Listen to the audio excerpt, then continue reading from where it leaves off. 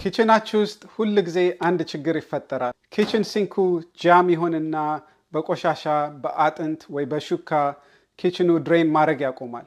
እነዚህን 4 ቴክኒክ ሞክሩ።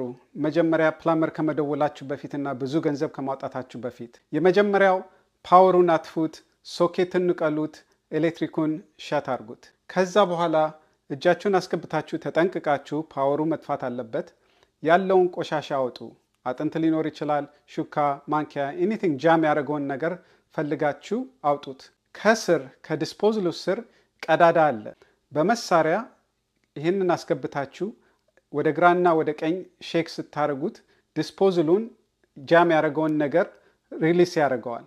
አጠገቡ ደግሞ የሴፍቲ ሪሴት በተን አለ። እሱን ትጫነታላችሁ።